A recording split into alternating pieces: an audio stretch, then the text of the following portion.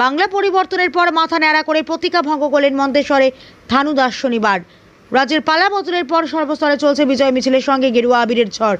আজ পূর্ব বর্ধমান জেলা মন্তেশ্বর ব্লকে বিজেপির বিজয় মিছিল অনুষ্ঠিত হলো মহা ধুমধামের সাথে। ডক্টর গৌরমোহন রায় কলেজ থেকে শুরু করে মন্তেশ্বর ঘোষপাড়া মোড় পর্যন্ত এই বিজয় মিছিলে বিভিন্ন ধরনের বাদ্যযন্ত্রের তালে তাল মিলিয়ে প্রায় 2000 পুরুষ ও মহিলা গেরুয়া আবির মেখে আনন্দে মেতে উঠলেন। সেই সঙ্গে মন্তেশ্বর ব্লকের বাঘাসন পঞ্চায়েতের অন্তর্গত হোসেনপুর গ্রামের বিজেপি কর্মী থানু দাস 2018 সাল থেকে 2021 সাল পর্যন্ত তৃণমূল দ্বারায় বিভিন্নভাবে নির্যাতিত হওয়ায় বিজেপি কর্মী থানু দাস শপথ করেছিলেন, যতদিন না বিজেপি সরকার বাংলায় আসবে আমি ততদিন আমার মাথার চুল কাটবো না।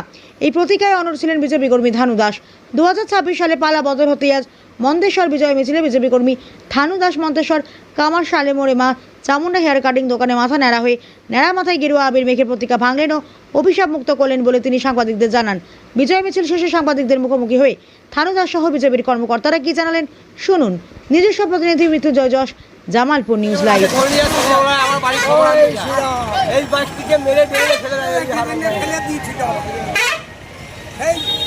দুর্নীতি সরকার,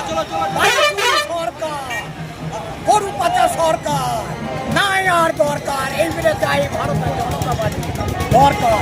মোদী সরকার অসংখ্য প্রণাম করি মোদী বাবুজিকে। অঞ্চলে শক্তি কেন্দ্রের প্রমুখ দীর্ঘদিন ধরে বিজেপির সঙ্গে পরিবারের সঙ্গে ছিল বলে এই তৃণমূলে হারমাদরা হাতে ঘাতে প্রতিঘাতে ওকে ক্ষতবিক্ষত করেছে অত্যাচার।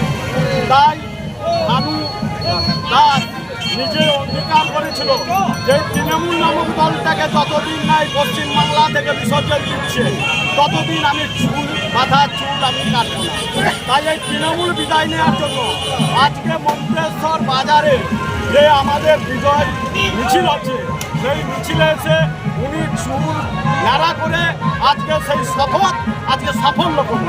কি নাম? আমার নাম সুমন হাজরা, মন্তেশ্বর বিধানসভার কনভেনার। আর আমার যিনি নেড়া করলেন, যেনাকে অত্যাচারের পর অত্যাচার করেছিল, ওনার নাম হচ্ছে থানু দাস।